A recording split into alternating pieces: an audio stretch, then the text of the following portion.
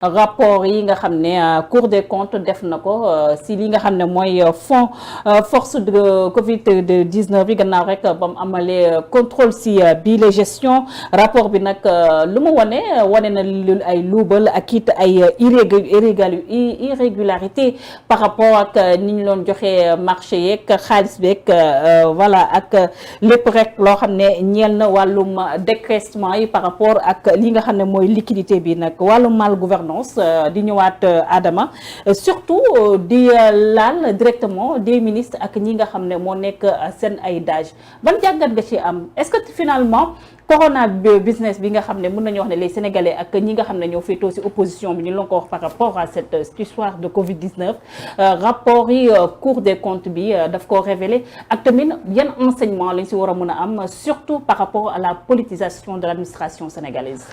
Tout à fait, la question est large. Hein. Voilà. Maintenant, on va y aller point par point. Sur le rapport, surtout sur la gestion du fonds de Covid, ça a été une grande surprise. Parce que yaakaaroon nañ ni la gestion de la Covid du mën a génne ay informations yu jëm ci nii. Surtout daf ñu nekkoon en période de crise. Crise sanitaire moo am ay doomu aadama yu feebar. ay sénégalais yi jóg mobilisé wu. ñoom ñëpp dajale une grande somme. une forte somme pour mën a venir en aide à la population sénégalaise. C'est vrai. Donc ñu war a ko mën a gérer d'une manière efficiente et efficace. pour dimbali askan bi pour nga xam ni dañ leen waxoon dañ leen mettroon en quarantaine ñun ñëpp. ne leen restez chez vous et 20 heures de leen tëdd. Aujourd'hui ba rapport bi génnee mu joxe information yoo xamante ni ça a surpris plus d'un.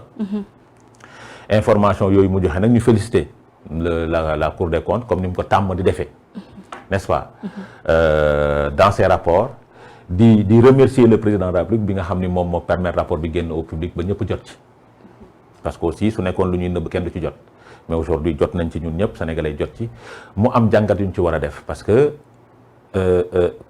Cour des comptes dafa joxe ay information mooy dafa am ay irrégularités yaa ko wax des erreurs dans la manière de traitement des choses, dans la démarche et autres. ba léegi accusé wul de détournement. et de décaissement de liquidité loo xam ne amul fenn dans les procédures il faut aussi rappeler ça déglu rek dama ne dans les procédures amul fenn. c'est-à-dire ñi nga xam ni dañu xam luy gestion financière ak yooyu.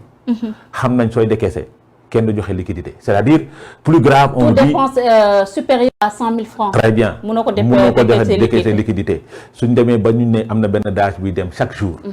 di décaisser 50 millions par jour 100 millions par jour di ñëw di ko jëlee gant di ñëw fayee liquidement di fay par main à main nii comme ça. L'administration sénégalaise ne se passe pas comme ça bañ nañ ko sax ba daf ci am loi boo xamante ne dañ ne sooy fayee ko salaire sax par banque la war a jaar. voilà n'est-ce pas donc suñ demee ba loolu am. Les gens doivent se poser des questions par rapport à la manière de décaisser sur les procédures. Maintenant, rapport génn na warul yem rek ci génn dafa am suite logique bu mu war a mën a am parce que des gens ont fait des erreurs sur la démarche des irrégularités dans la manière de faire loolu procédure la rapport bi dafa joxe ay orientation demander à ce que la justice puisse faire son travail par rapport à des situations. Maintenant, nous attendons que le procureur agisse. N'est-ce pas? Rapport bi génn la ni muy génne. Maintenant, c'est au tribunal de nous dire d'accuser ces gens de détournement de deniers publics. Parce que jusqu'à présent, ils sont présumés innocents. N'est-ce pas? Mais liggéey bu ñu war a def la président de la République jël rapport bi jébbal ko procureur de la République. Procureur de la République convoquer ces gens-là pour ñu ñëw mën a saytu ñoom seen gestion bi nu mu mel est-ce que réellement li ñu leen di wax nii moom moo ci nekk. su boobaa il va donner la leçon aux autres parce que tamit Covid bi mbirum feebar la population bi lañ doon ñoo jël seen alal jox ko nit ñi pour ñu mën ko régler. au-delà mbirum feebar boobu mu nekk Adama Fall et c'est désolé de vous couper la parole c'est juste pour vous relancer gis neen jamono jooju l'économie sénégalaise dafa daan woon des personnes yoo xam ne sax ñàkk seen liggéey ñu exiger woon population yi à ce que ñu restreindre seen liberté. Aujourd'hui, on parle de crime économique. Au-delà de ce crime, xam nga crime économique la parce que suñu nee crime économique la askan bi ñoo dajale seen 1000 milliards. Voilà. mu am ay nit yoo xamante ni dañ ci def naka su dul noonu. n'est-ce pas? Peut-on aller jusqu'à parler de trahison? Non, c'est-à-dire tey suñ ci naree convoqué justice ministre haute cour de justice lañ ko war a convoqué parce que ministre suñ ko convoqué au niveau de la haute cour de justice c'est de la trahison. moo tax ñu koy convoqué les gens qui ont fait yi nga xam ni manquement yi nga xam ni am na ci rapport bi ñi nga xam ni tudd nañ leen ci su nekkee ñoom ñoo ko def ils ont trahi la volonté populaire. Ils ont trahi le président de la République Macky Sall bi nga xam ni moom moo am confiance ñoom teg leen fa. parce que tamit jàpp wax naa ko fii ci plateau suñu yabee président de la République Macky Sall c'est par rapport à des hommes yoo xamante ni jox na leen confiance ñu def ay détournements par rapport à leur gestion. N'est-ce pas? man mal gouvernance duma ci ànd. mais ci bii duma ci d'accord. surtout que dafa nekkoon ci période boo xamante ni dañu wàññi suñuy dépenses restreindre nos libertés demande ñu toog. am ay sénégalais yoo xam ne. am ay sénégalais yoo xamante ni dañu jël suñuy dërëm seeni business yàqu. ñu jël suñuy dërëm ak suñuy ñaar dërëm dajale ko ne dañuy ñëw dimbali République bu Sénégal pour mu mën a subvenir aux besoins des uns et des autres transporteurs yi dawatuñu. transport interurbain yi amatul. leneen ak leneen amatul ñu dajale loolu. maintenant pourquoi ils ont fait ça mais c'est à la justice de le dire. c'est à la justice de le dire. parce que alalu askanu Sénégal la ñu dajale jox leen ko réew mi ñoo war a taxaw xam loolu situer les responsabilités ba pare yoon def liggéeyam normalement et je sais le président de la République moom amul ku ñu ci protéger dafa war a déclassifier le rapport jox ko procureur def liggéey bi. On a entendu le président de la République Macky Sall ne moom du protéger kenn par rapport à cette affaire mais est-ce que aussi la responsabilité du président de la République n'est pas engagée parce que jamono jooju gisoon nañ aussi à chaque fois le président de la République ñi nga xam ne ñooy ministres yi dañu ko def aussi des comptes rendus. non xam nga def compte rendu ak def compte rendu sur la gestion financière c'est différent dafa am différence. n'est-ce pas? Est-ce que c'est pas un peu léger aussi? C'est pas léger amul légèreté bu ci am. xam nga parce que jamono jooju il faut rappeler que Macky Sall avait toutes les cartes en main. j'ai dit il avait les cartes en main. mais daaj bii xëy suba di dem retirer ci banque ba 50 millions le président de la République n'est pas au courant. ministre biy jël marché wala daaj biy jël marché di ko jox benn société bi nga xam ne deful agence de voyage la nga koy jox 17 marchés par rapport à des choses médicales pour achat de matériel médical ça c'est pas le président de la République n'est pas au courant. parce que moment boobu amul appel d'offre amul dara lépp gré à gré la dañu permettre nit ñi ñu jox leen facilité yoo xamante ni dinañ permettre ñu régler la question des Sénégalais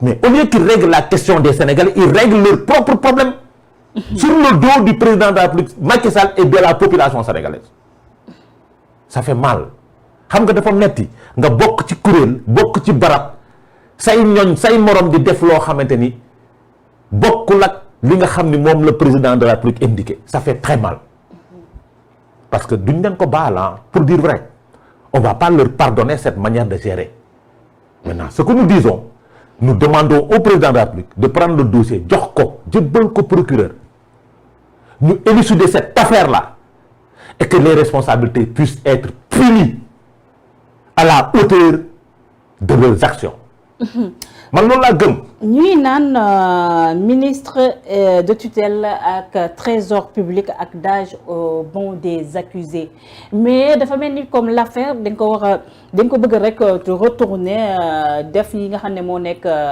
les DAGE ñu doon l'agneau du sacrifice mais bu ñu xamee ne carrément comment ça se passe dans les ministères surtout dans l'administration sénégalaise est-ce que DAGE ñoom am nañ sañ-sañ di décaisser wala di envoyer ay liquidités sans seen ministre yi nekk au courant. xam nga DAGE du def lu ministre am yëgul. voilà. mënul nekk n'est-ce pas. DAGE su ko ministre santé am na droit ne ko li nga may sant nii baaxul parce que tu es un financier.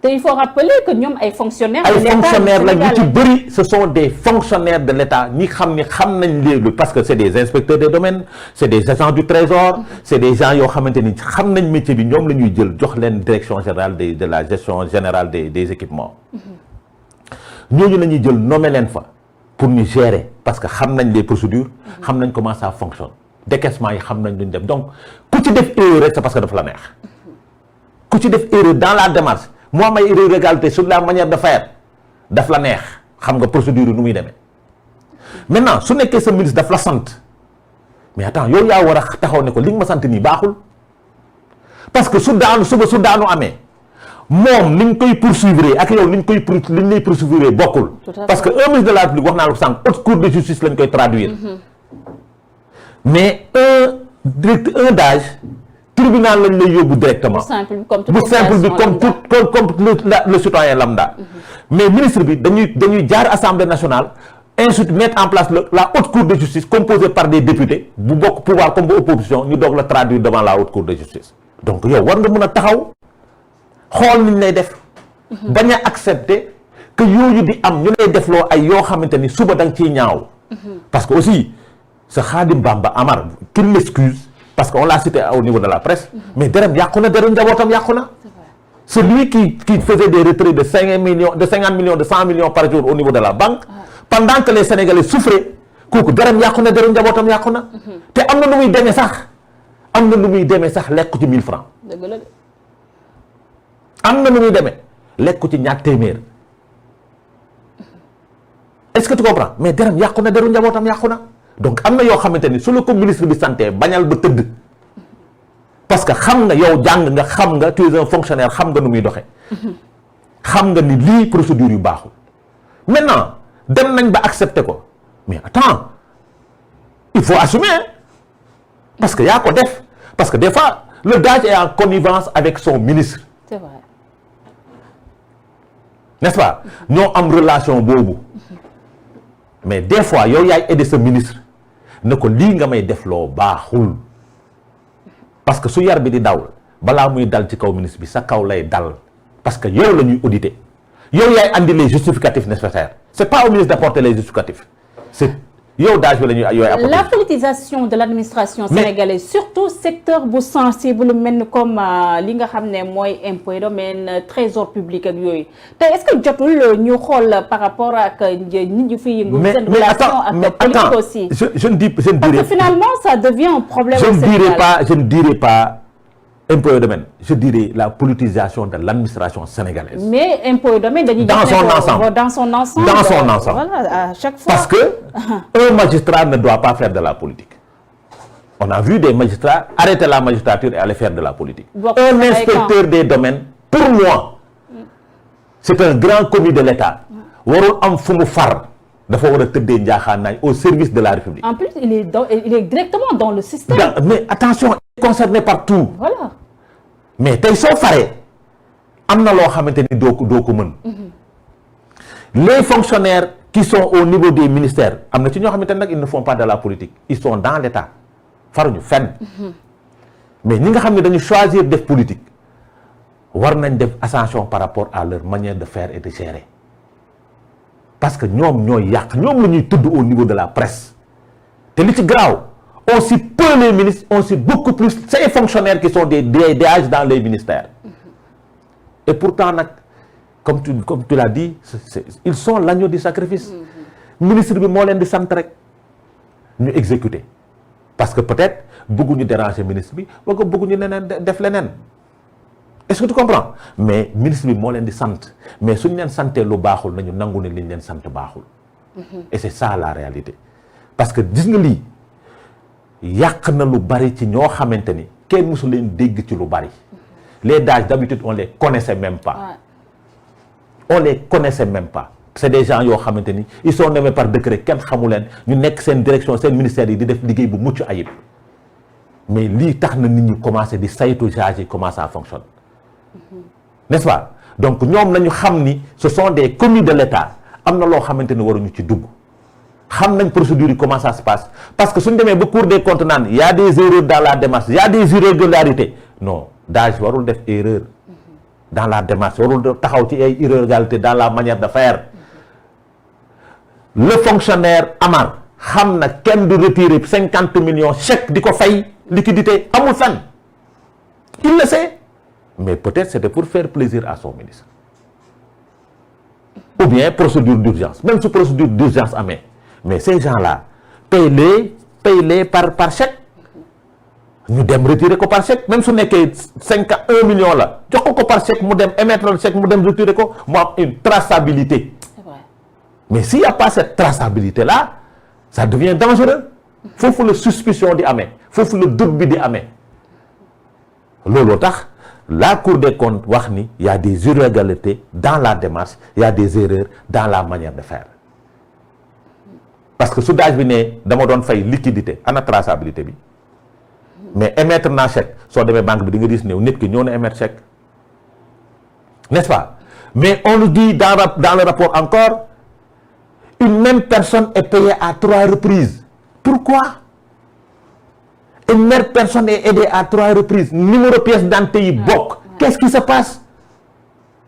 ñi ko def ñi ngi yàq la gestion du président de la République Macky Sall. Et par rapport à cette situation-là dañ leen war a sanctionner. Mais sanctions yooyu est-ce que sénégalais yi war nañ ci aussi am yaakaar parce que gis ne nag il y avait d'autres personnalités yoo xam ne mun nañu wax ne ñu féetoo président Macky Sall ay rapport aussi épinglé leen mais finalement amul benn suite judiciaire aussi. xam nga le rapport de l'OFNAC et le rapport de la Cour des comptes bokkul ñaari rapport yooyu bokkul. gis nga bii. Rapport Cour des comptes, on te permet d'apporter des réponses. Ici, on te permet d'apporter des preuves de ce que tu dis. Est-ce que tu comprends? Je comprends. Fii soo andiwul preuve juum nga puisque juumte am na parce que Cour des comptes du wax détournement de deniers publics du wax malversation financière danaan erreur. irrégularité manquement. xaayaan ku dégg séeréer am na du wax ne détourné ne luubal nga de maintenant c'est à la justice suñ la convoqué ñu juger la nga xool wane les preuves ci li ngay wax ñu doog a wax malversation. Mais est-ce que dans cette affaire le procureur am na droit autosaisir directement? Mais attends, l'affaire est sur la place publique. L'affaire est sur la place publique. Donc Sénégalais yi. donc procureur lu ñu xaar parce que gis neen carrément quand il s'agit de l'opposition wala ñi nga xam ne mooy activiste yi gis neen wala sax journaliste yi gis neen léegi ñu gaaw bu baax pour porte ñu yóbbu ñu aussi en prison. C'est-à-dire les actes posés c'est à la suite d'un rapport qui a montré des irrégularités et autres. J'ai dit le président de la République doit déclassifier cette chose jox ko procureur def liggéeyam normalement. N'est-ce pas? Parce que mais déggoo li ma la xam daf ko jël procureur def liggéey bi mu montrer l'exemple parce que tamit neexul ci biir xol neexul ci xol ñu nag ñoom ñoo ànd man bëgguma ñu toog ci kuréel ne ministre diw wala daaj diw APR la bokk moo def lii ma koy lire via la presse neexul.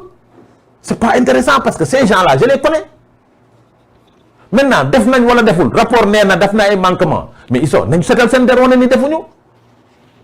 Clair te pour loolu am tribunal lay amee te pour ñu mën a dem tribunal procureur moo war a def liggéeyam pour procureur def ba liggéeyam président Macky Sall moo ko war a jébbal. mais et je sais et je vous dis bokk ci dossier yi ñu teg ci kuddu gi rek non bii du ci bokk non. bii duñ ko teg ci kuddu. déedéet déggoo la ma la dama ne. dossier bi ñu teg ci kuddu yi ñuy teg ci kuddu bokkul le président l'avait expliqué munoo jël sa doom munoo jàpp sa doom bu góor tëj ci kaso bi ñuy topp sa doom bu jigéen day metti ci borom kër mais bokkul ak dossier yi bii saa yi c'est la cotisation des Sénégalais. sama ñaar dërëm ak sa dërëm. moo ci dem xalif général def ci dërëm keneen ak keneen dajale ñu dajale ko mu am mu toll ci 1000 milliards waaye ñu tas ko ci ministère yi wala yow nag nañ ko leeral mu leer. parce que nag loolu mooy sauver la gestion de mon leader et président de parti le président de la République Macky Sall. parce que su ko deful les gens lui diront làq doom dóor doom gestion clanique et partisane te bëgguma dégg concept yooyu. yaa ngi wax làkk doom dóor doom